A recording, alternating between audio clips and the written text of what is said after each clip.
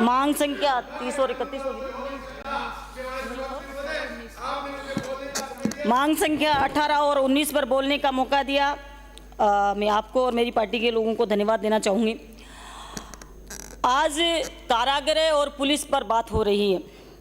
काफ़ी देर से मैं भी सुन रही थी विपक्ष, जो पक्ष के सत्ता पक्ष के लोग हैं वो किस तरीके की बात कर रहे हैं। इनके पास आंकड़ा नहीं है कुछ भी। इनके पास एक प्रकरण है जो कि अभी खंडार से आने वाले सदस्य ने कहा, वहीं से मैं शुरू करना चाहूँगी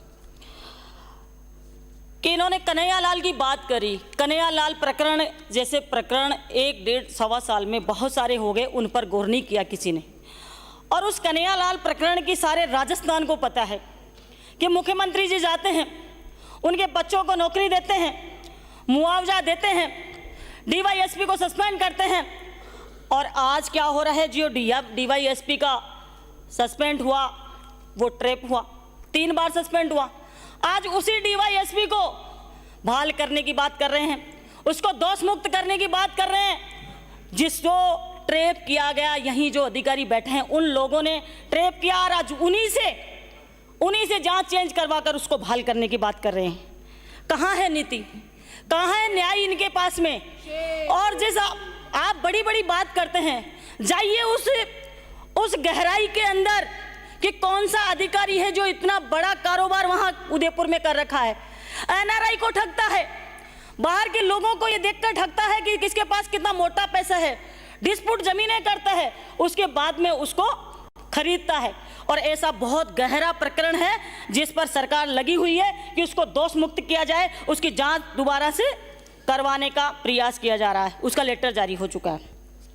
मैं माननीय सभापति महोदय बात करना चाहूँगी कि जिस तरीके से आज महिलाओं पर अत्याचार बढ़ रहे हैं, मैं ये भी कहना चाहूँगी इस सदन के माध्यम से कि ऊपर जो अधिकारी बैठे हुए हैं निष्पक्ष कार्रवाई करना चाहते हैं, लेकिन जो नेताओं की शरण में जो छोटे कर्मचारी आ जाते हैं उनकी सह से वो गलत कार्य करते हैं।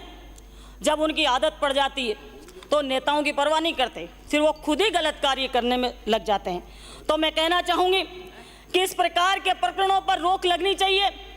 जो गलत लोगों की सिफारिश कोई भी करे, इस सदन के सभी लोगों के लिए है, उसको नहीं बख्शा जाना चाहिए। आज बेबस और लाचार है, उस डीवाईएसपी के चक्कर में आज हमारे बड़े अधिकारी लाचार है। वो लाचारी भरे लहजे से कह रहे हैं कि हम क्या करें, सरकार का हुक्म है इसको बहाल करना और इसको दोष मुक्त करना। मैं कहना चाहूँगी माननीय सभापति महोदय, सत्ता पक्ष के लोग बिना जानकारी के बात करते हैं। मैं कहना चाहूँगी आंकड़ों को छिपाने का कार्य किया गया। और आंकड़ों को क्यों छिपाया जाता है?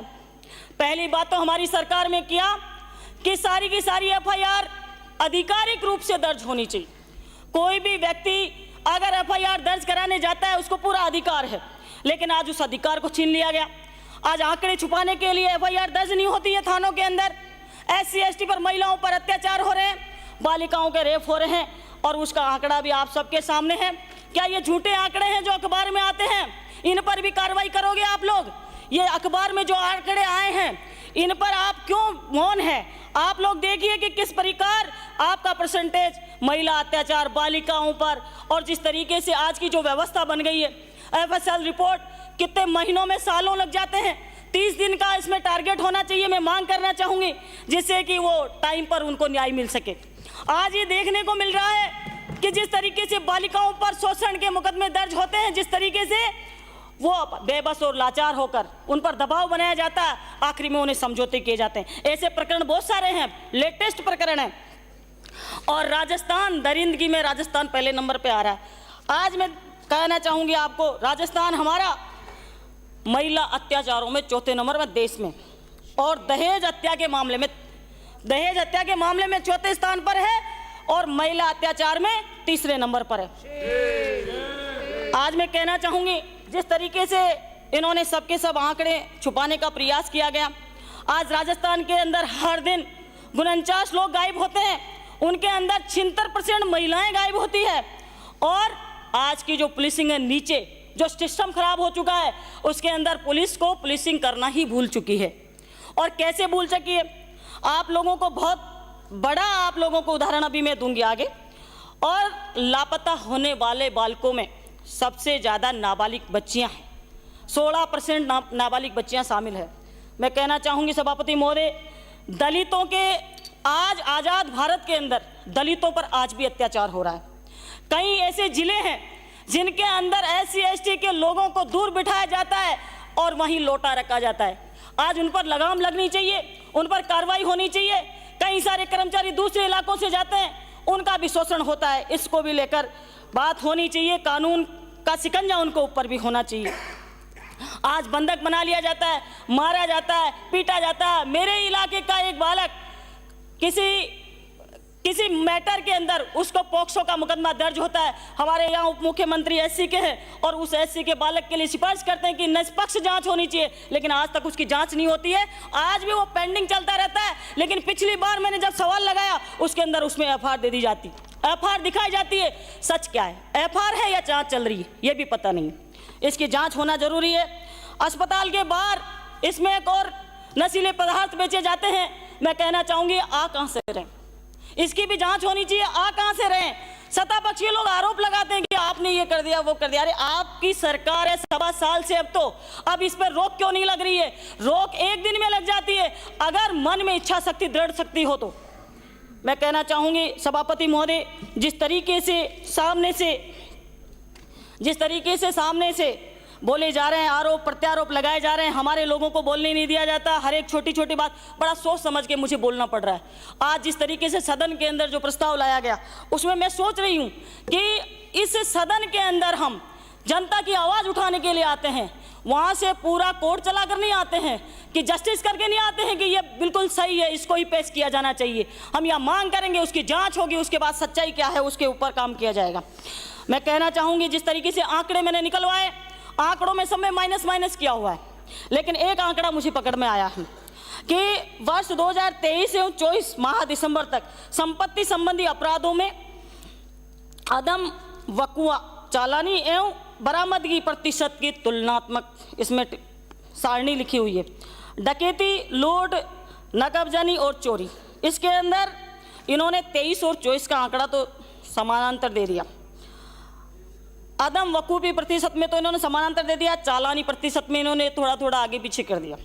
लेकिन ये सारी चीज़ आगे चलो, आगे बरामदगी प्रतिशत आता है, तो बरामदगी प्रतिशत में 23 के अंदर तो 28.44 था और 24 के अंदर 11.25% था।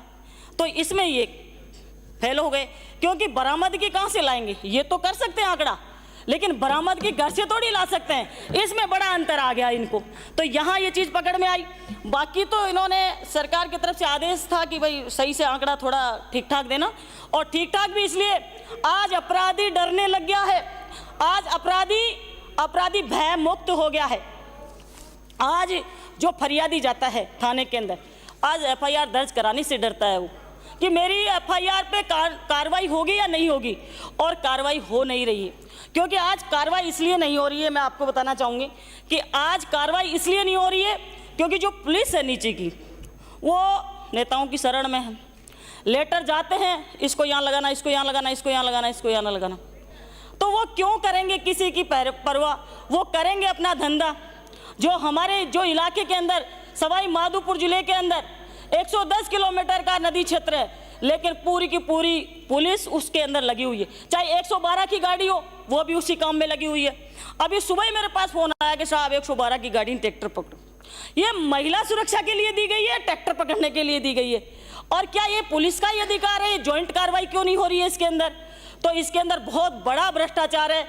आज इन्हीं के मंत्री बोलते हैं कि हमारे ऊपर इस तरीके के आरोप हैं, इस तरीके का ये है कि 7 करोड़ की बजरी ये लोग बताते हैं इन्हीं के मंत्री, और उन्हीं की बदौलत है कि आज आप लोग सत्ता के अंदर बैठे हुए हो, और आज उन्हीं के पीछे वो सदन में आने के लिए भी सोच रहे हैं कि मैं कैसे सदन में जाऊं। उनके ऊपर किस तरीके से दबाव बनाया जा रहा, प्रेशर बनाया जा रहा, वो तो उन्हीं को पता है। हम तो जो चल रही है चर्चाओं में वही बात सुनते हैं। और मेरे साथ अभी कुछ दिन पहले किरोड़ी लाल जी चले गए, रानीवाड़ा गए, और वहाँ उन्होंने वो बैनर दे के कहा कि ये इंदिरा जी का फोटो मेरे साथ क्यों लगा दिया, और फिर उन्होंने उसी ले में आगे बोल दिया कि मेरा वो फ़ोन टेपिंग और जासूसी वो पहले आज भी हो रही है पहले।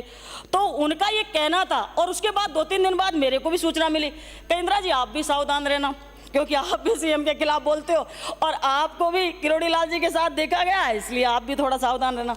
मैं ठीक है, सभी का सामना करेंगे, कोई दिक्कत नहीं है, जब आएगा तो देखेंगे। तो मैं ये कहना चाहूँगी आपसे कि मैं देखिए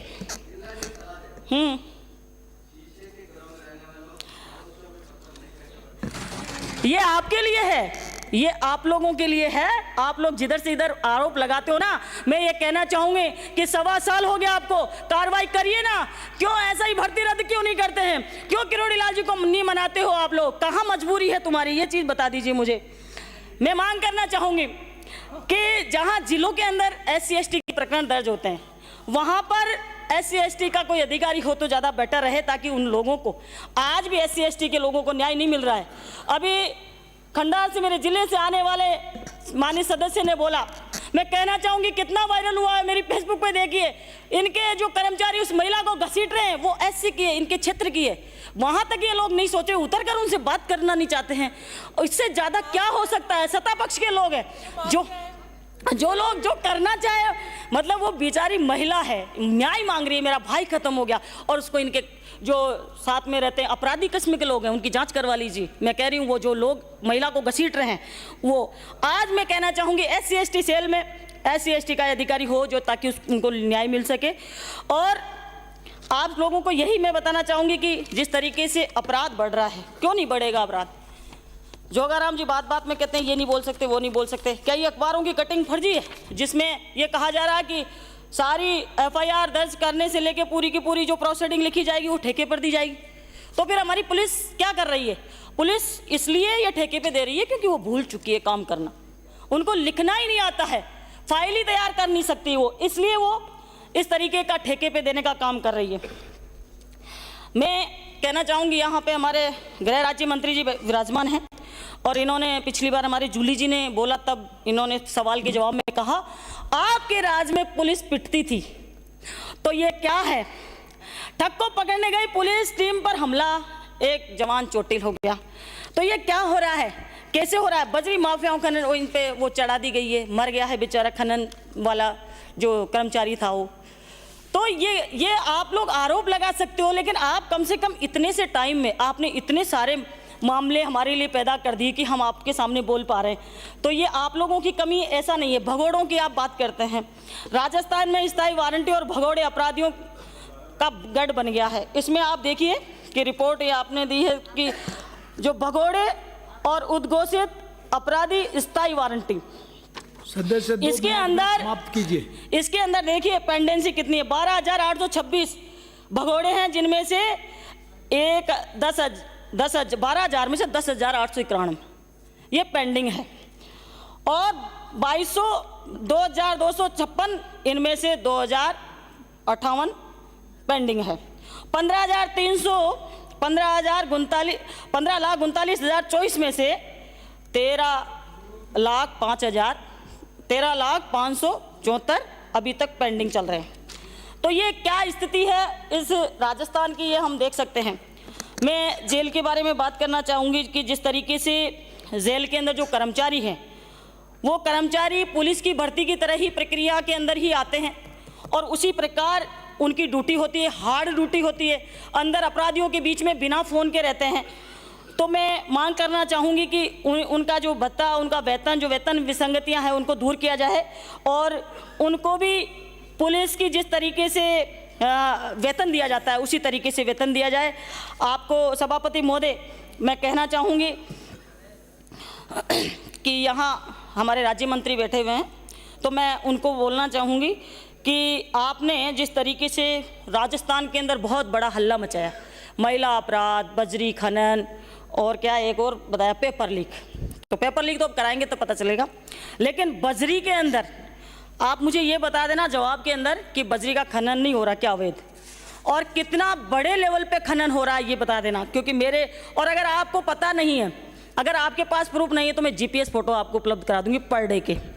और महिला अत्याचार की मैंने इतनी देर से बात करी सही, उसमें भी आप फेल हो, और सारे प्रकरण जो आपने राजस्थान की जनता को झूठ बोलकर यहाँ सत्ता के अंदर आए हो, सारे के सारे प्रकरणों में आप फेल हो।